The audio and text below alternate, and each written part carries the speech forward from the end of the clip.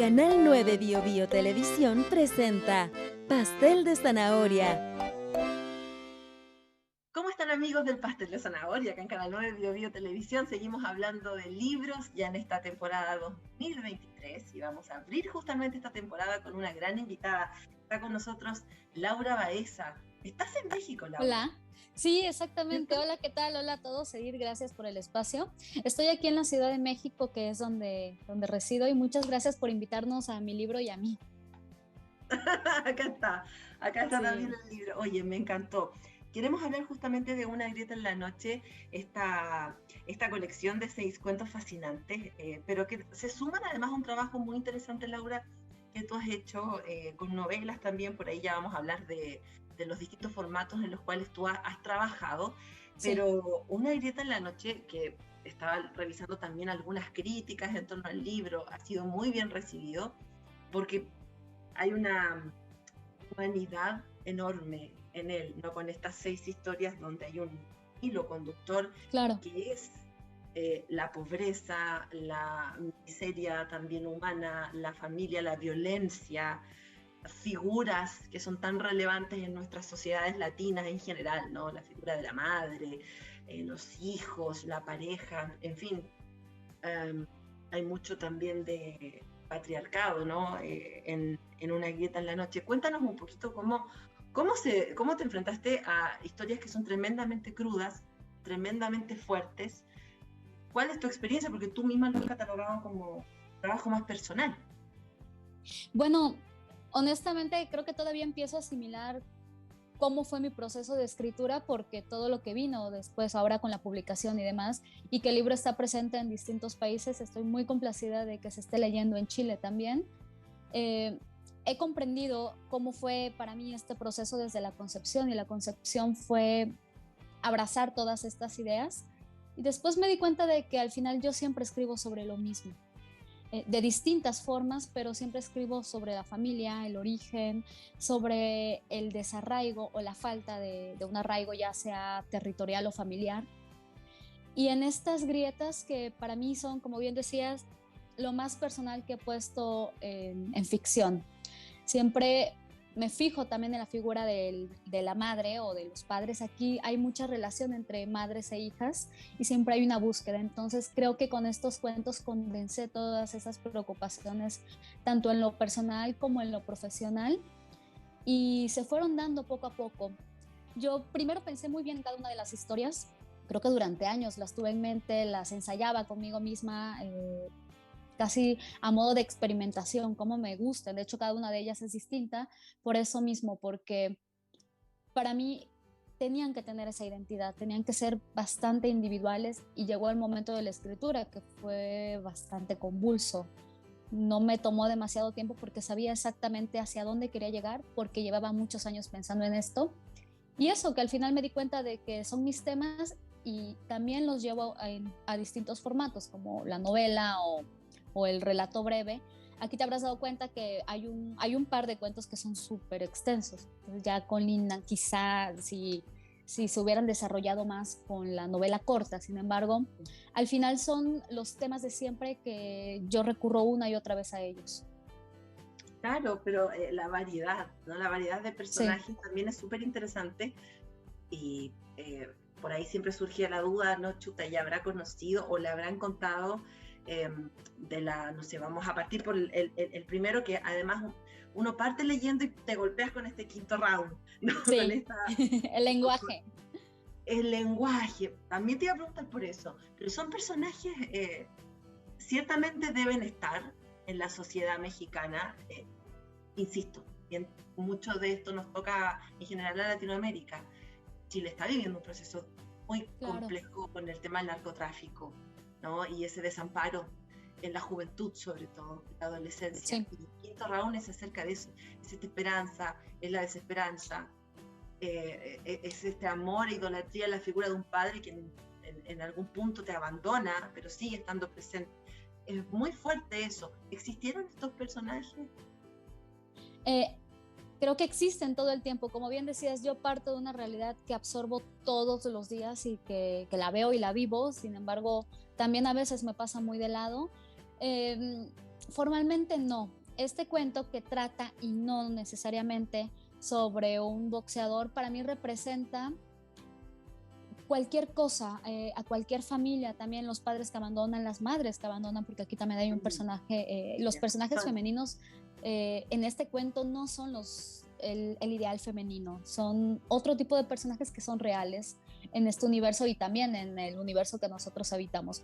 Entonces sí es un relato que va más por lo general, pero poniendo el foco en un hogar que puede ser cualquiera. Y recuerdo perfectamente cómo se me ocurrió. A mí se me ocurrió de atrás hacia adelante. Se me ocurrió en la última escena, que no voy a spoilear porque perdería todo el sentido, porque este cuento sí es muy de spoilers.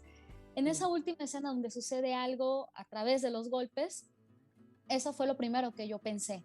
Y ya después empecé a preguntarme, bueno, pero en realidad el cuento se va a tratar de esto, pero también se puede tratar de todo lo que le da sentido a un personaje como este.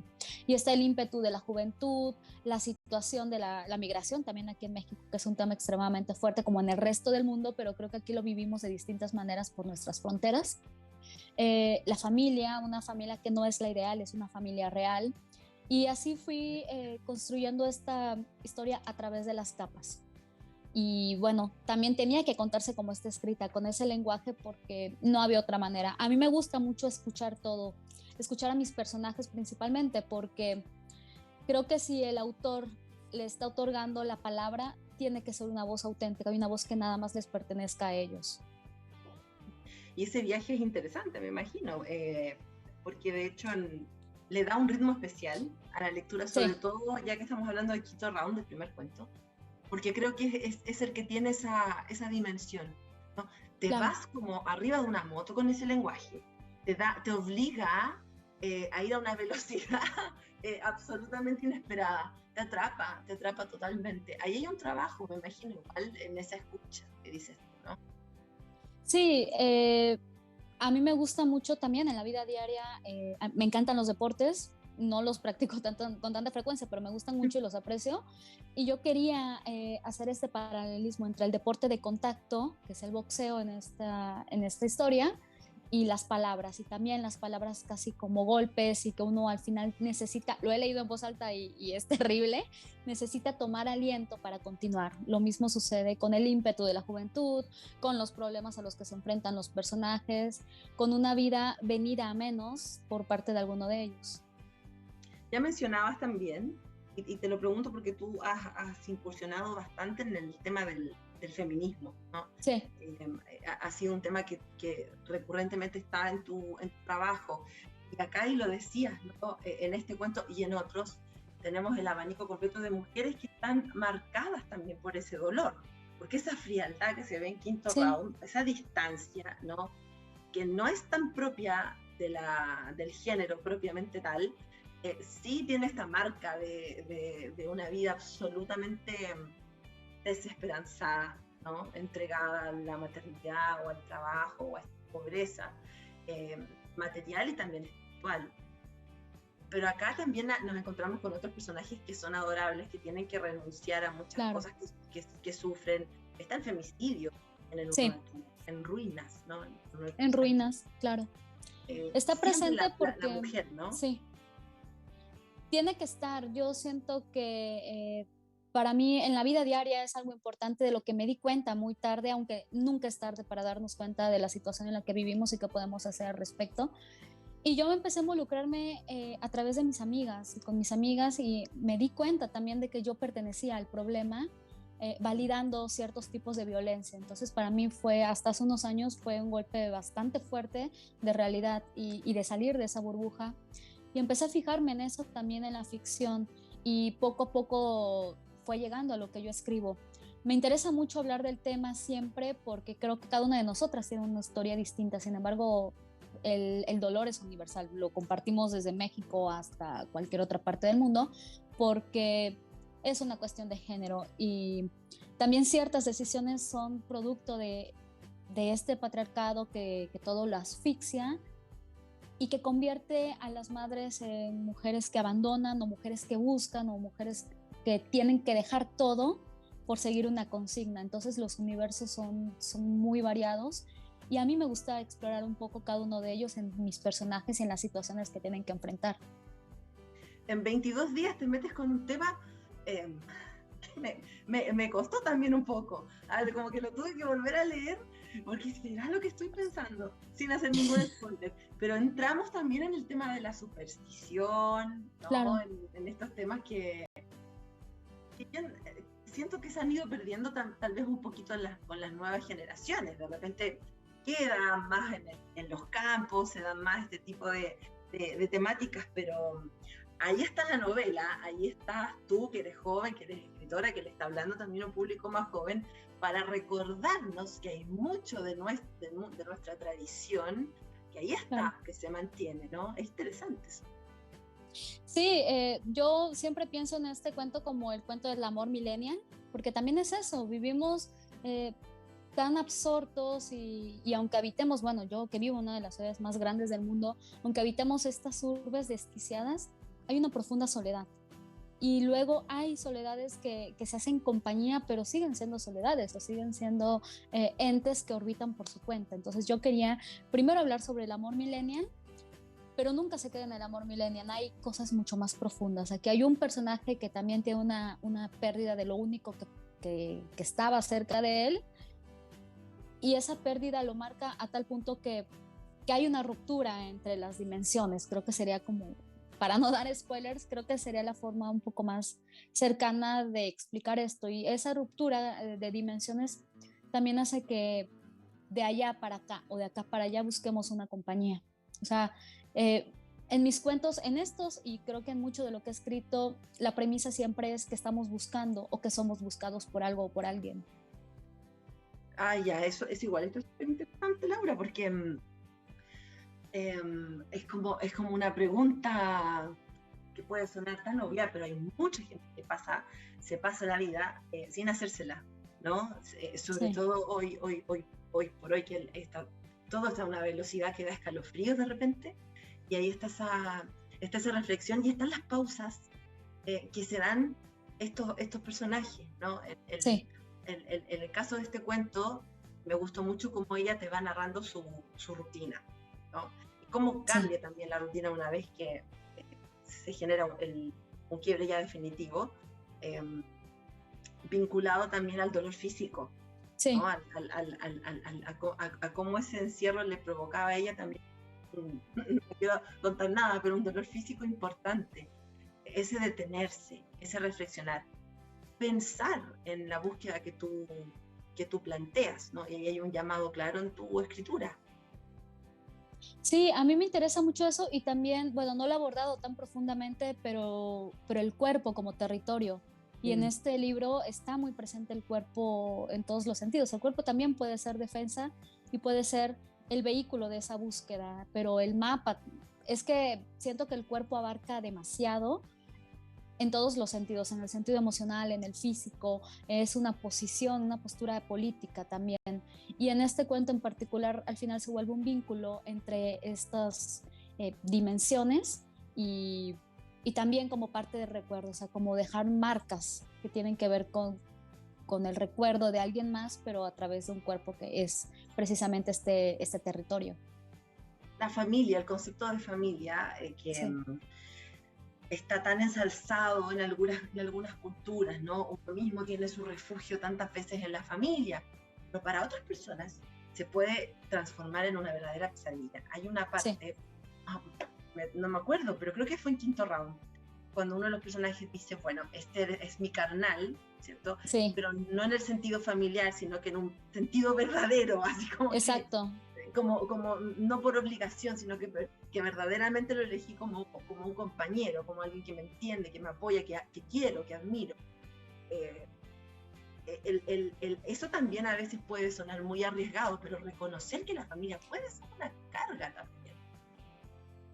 Exacto, la familia puede ser terrible y lastimar profundamente y marcar desde la infancia. Por eso mi libro está poblado de infancias. Puede hacer eso y mucho más, o puede ser un lugar bondadoso y de crecimiento que sería lo ideal, o sea, un entorno seguro. Sin embargo, como hay familias, hay individuos y cada uno es diferente. Lo que pasa es que venimos de una tradición judio-cristiana que nos exige debernos a la familia y siempre ponerle otra mejilla, y a veces, ¿qué sucede con mis personajes? Ellos quieren decir basta y dejarla. Unos la dejan, otros simplemente están ahí sujetos a esta casi como encomienda divina de que la familia tiene que ser la familia con la que naces y a la que estás unido de por vida. Laura, esto te lo han preguntado antes porque estuve revisando también algunas entrevistas tuyas, pero igual te lo quiero preguntar para que nos cuentes a nosotros acá en Canal 9, ¿dónde te sientes más cómoda? Porque como bien dices tú, hay cuentos acá que son bastante extensos, que pueden convertirse en novelas si se profundizan aún más, porque cada cuento te da una humanidad bien completa de los personajes, pero ¿dónde te sientes más cómoda? Porque aquí fluye todo de manera increíble. A mí siempre bromeo con eso, digo que cuando hablo de mi novela o de proyectos que vienen ya en camino, tengo que hablar mal del cuento, y cuando hablo del cuento tengo que hablar mal de la novela, y la verdad es que creo que he llevado las cosas a la par. He publicado mucho más cuento que novela, sin embargo, al menos en mi caso tengo muy claro que las historias requieren un formato. Estas historias tenían que ser concebidas a modo de cuentos, el relato quizá no tan breve como mi primer libro, que sí es de cuentos bastante breves, porque también esas historias así me lo pedían, y a mí me encanta experimentar con la brevedad y trabajar con el lenguaje de esa manera. Y también hay otras que piden que no son más importantes, porque ninguno es más importante que otra, pero piden otras cosas, tienen otros requisitos que también que a nosotros como autores nos ponen a prueba. Entonces yo me siento bastante feliz con ambos formatos. Ahora estoy escribiendo una novela, terminé una también, pero todo el tiempo estoy pensando en esas imágenes que me impactan y que sé que van directamente a relatos breves. Laura, muchísimas gracias. Y hoy el tiempo para el ejemplo que vamos a seguir, eso sí, con el cuestionario del pastel de zanahoria. Sí. Pero antes, más que recomendado, ahí está. Laura Baeza, muestra el tuyo también, Una grieta en la noche. Gracias por mandarnos este libro, por permitirme también leerlo, porque fue un viaje súper doloroso, pero muy interesante para ir reflexionando sobre nuestra propia cultura también, ¿no? Claro. Porque tenemos muchas cosas en común.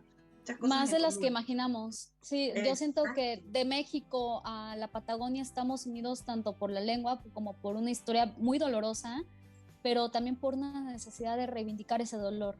Y siempre yo admiro muchísimo a las escritoras chilenas, a Nona Fernández, que estoy casi a punto de leer toda su obra. De verdad admiro esa entereza y ese valor para poner en palabras lo necesario. Sí, y en un mundo donde hoy en día tenemos tanto, tú lo mencionabas también, movimientos migratorios, siempre es bueno recordarlo, todas estas cosas que tenemos en común, este dolor que también nos une como continente. Laura, lo podemos encontrar en las librerías acá en Chile, se puede encargar también por internet, ¿verdad? Sí, el ebook está disponible desde el dispositivo que ustedes deseen y llegó hace poco más de un mes a librerías chilenas, entonces pueden encontrarlo en el catálogo de Páginas Espuma.